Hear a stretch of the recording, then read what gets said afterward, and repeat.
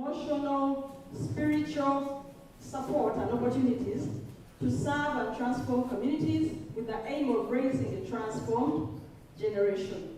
Abigail is an inclusive ministry. It meets with the core needs of women and girls, reaching out to heal broken lives and perceptions. You know that we have different perceptions according to what we go through in life. But when you come to Abigail, it helps reach out and heal the broken lives and perceptions that women and girls always have. Abigail has a vision, and the vision of Abigail is a wholesome woman transforming generations. A wholesome woman transforming generations. And who is this wholesome woman? This is a woman who our vision bearer often refers to as a balanced woman. When you come to Abigail, the vision is for you to come back and balance. That's why the vision is a wholesome woman transforming generations. And how do we reach to this?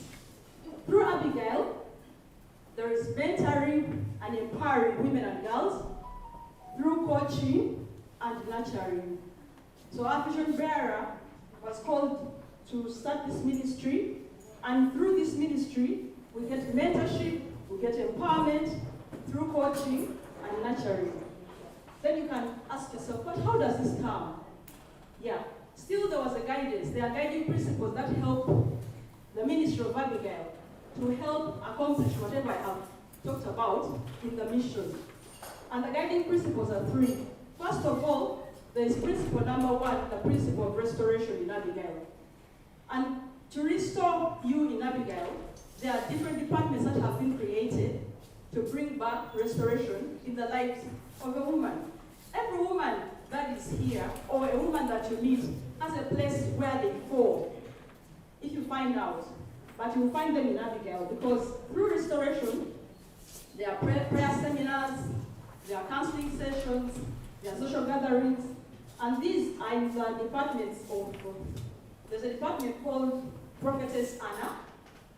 This department is the one that brings together women to pray and intercede for their lives, for their families, and for everything else that is around them. Because you know, as women, we have to pray. So Abigail creates these platforms through the department called Prophetess Anna, for women to come together to pray for whatever is around them. And then there's also another department called Mother Twin. Mother Twin is a department that brings together women who are believing God for children. The women who are married, but they are believing God for children. So Abigail created a platform, which is a department called Mother Twin, for that to happen. Then there is a department called the Esther's Department. This is a department of ministers who are women and leaders who are women to come together. Ministers, you know, if you're a pastor's wife, for instance, that the members of your church will look up to you as a queen somewhere who never has problems. But yet you're faced with challenges, and sometimes you want an uplift. So Abigail created this platform where these leaders who are seen to be up there and those with solutions to every problem also come together and get empowered in their own way. So there's that platform in Abigail Ministry. Then there's a platform called Sarah and Hagar. It's a department. So Sarah and Hagar is a department where women who are married but have co-wives come together to pray over the situation. And also, women who are co-wives to other women, and they discover that, hey, I am a co-wife, I am not the wife who is lawfully wedded. They also come together, and then God does a good job in their lives as they go on. Then we have the ministry called, department called Dorcas. Dorcas is the giving department in Abigail. Abigail gives. I will not speak so much because I know the vision bearer and the vice president are going to speak much more about this, but that is the brief. Dorcas is the giving department. We give to the needy, we give to those who are in need, yes. Then there is Abigail Queens, the department of Abigail Queens. Abigail Queens is a department of young girls who have been challenged so early in their life, and they look not for their lives to be restored. And then our mother keeps saying that life can be livable again. So they come together, and then they are empowered, they are equipped, they are nurtured, they are coached to face life in a different way. So the other principle of Abigail is to prepare. Abigail prepares women through empowering them for influence at family level and in society. That's another principle of Abigail. When it comes to Abigail, you'll be empowered for influence at family level and in the society. Then the other principle of Abigail is to prevent. You know that there are things that we can prevent actually much earlier. If all of us are met, if all of us speak about their lives, you find that there is something you should have done that you would have prevented to get to the situation where you're at. Abigail helps you to do that. Prevention is through prayer and in many other coaching sessions. So I'll go over to the last part is the vision, the values of Abigail. Abigail has values. There are 8 values of Abigail. And the first value of Abigail, I want you to kindly listen to these values because they're quite important. When you come to the ministry and you understand what they stand for, you will know whether to walk along with them or to come where they are so that you identify has influence. And with influence, Abigail will value impact, the ability to have a positive effect on others. If you're an Abigail, you don't just get to a place and leave things the way they were. You take positive influence. When you reach a place, our mother keeps talking, that something has to change because you have arrived and it changes for the better. If it's in your marriage, it's for the better. If it's in raising your children, it's for the better. If it's at your workplace, it's for the better because an Abigail came to that place. So that's the value that we strongly stand for. And then there's legacy, the ability to impact and transform future generations. This one we stand strongly for because our vision is a wholesome woman transforming generations. But you cannot transform a generation unless you are yourself transformed. So in Abigail, you come, get transformed, and you transform a generation. There are so many sessions, there are so many coachings, mentorship classes, prayer sessions that bring this to that. And then there's one called resilience, the ability to bounce back from difficult situations. Some of us have been through very, very, very heartbreaking situations, but because of Abigail, we have been able to bounce back. So that resilience, we find it when we join the ministry of Abigail. Then there's justice. And according to Abigail, justice is not the justice in court, but it is the justice, that's the justice that does things in the right time, at the right place, and the way they're supposed to be. And finally, generosity. Abigail considers generosity as the desire to share everything, to share your time, your talents, and your resources. Thank you so much for listening to me.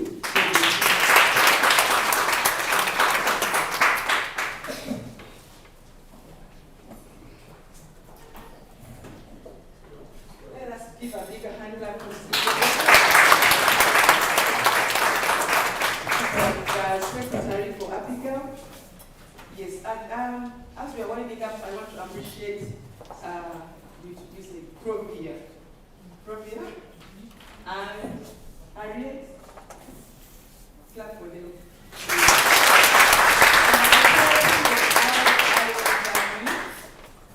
Yeah, thank you so much for hosting us. We are going to do another session. I want to thank God for the man in the house. And I think that there is this another man. Joseph, thank you so much. The husband to Harriet. Thank you for coming here. Harriet has been a good wife. That's why the husband is so much in it. May God richly bless you. Another gentleman, Louis. Apostle Louis. Yeah, please, come here to us. Where's your wife? How did we make it happen? I always want to sit here and say my husband. Anyway, just briefly, I want to show you the Abigail team from Kampala. As we are winding up, please team come. Also, you have seen is the umbrella of Abigail. We are under Christian Illustration Ministries International.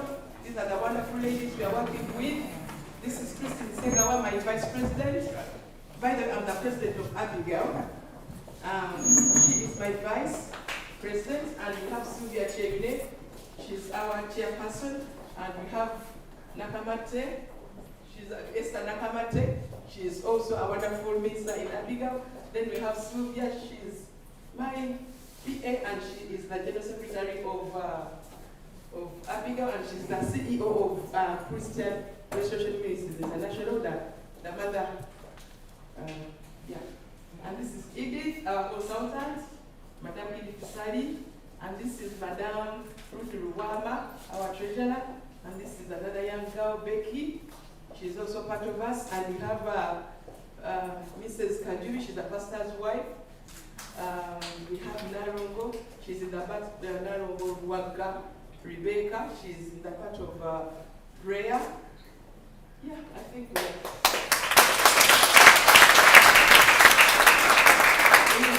greetings from Uganda. We are not going to, you're not going to hear our voices here because we have to run to the workshops. Please, all of you, let us go to the workshops. It's going to be wonderful. We're going to hear them speak. These ones, they are bombs.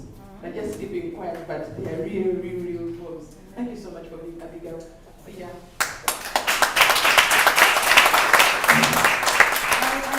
I think we are a team in international intercessory. IWM. Where the team? Where is the team? Please stand up, IWM women. I'm going to call Apostle Provia to come and introduce us this wonderful team we are working with. We are here to birth you guys. Amen. We are here to birth you. Now we are your mothers.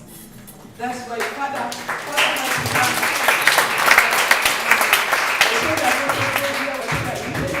Then he has to come because you have never seen a woman, birthing children without a man.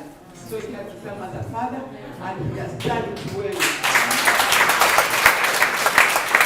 He has donated, and now we are going to carry that home. Yeah.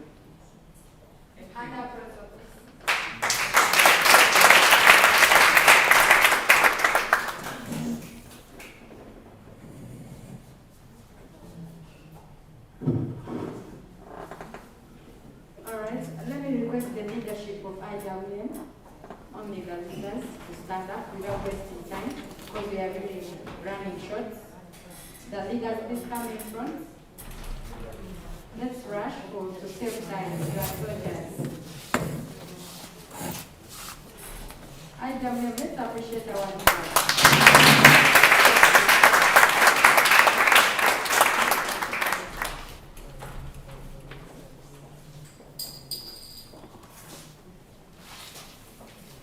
Yes, for the interest of time, this is our mama here in Kenya, Harriet and Lasu.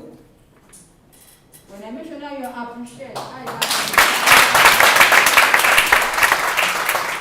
has done us well, not so? Yes. It's Harriet and Lasu, our mama. Yes. Who I would call the pastor, Bishop here. Yes. Next is Irene, and she's the head of the music ministry. The next is Helen Kimani. She's the head of intercession. Next is Penny. She's the head of finance. She's our billionaire. Yes, next is Jacqueline Lada. She's our general secretary and administrator. Next is Bridget. She's the head of protocol, ushering, and loving us. And next is Frida. She's also in the Department of Finance and heading representing IWM in Nairobi.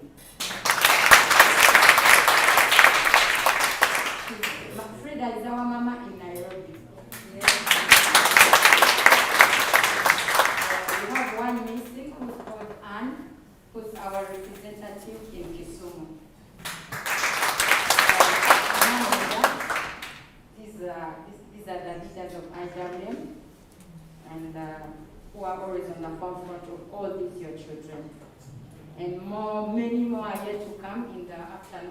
education, and many more who might not make it because of so many different reasons, work, and who maybe have country here and there.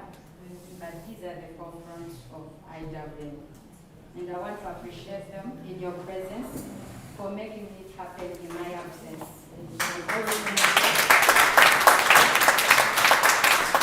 I will prove with all vigilance and diligence to make IWM stand and to make us come to this very day that we are now ready to be mothered.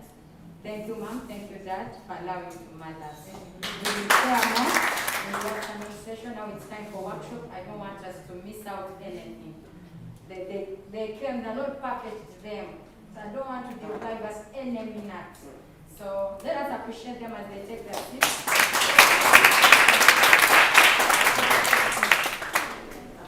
Now, Darija, come back. Then together with me, should I welcome the Abigail team also? Yes, please. Let's also give an hand applause to Abigail team.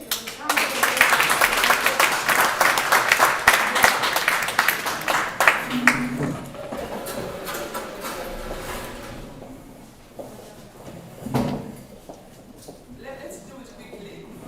Get out of this place.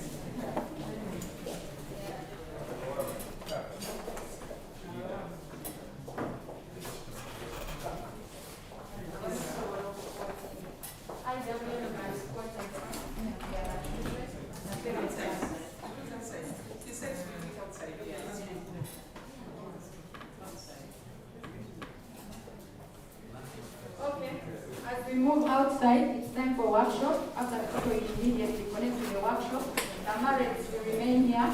If you're married, you stay here. Then the singles are moving outside. We are going to sit on those outside chairs.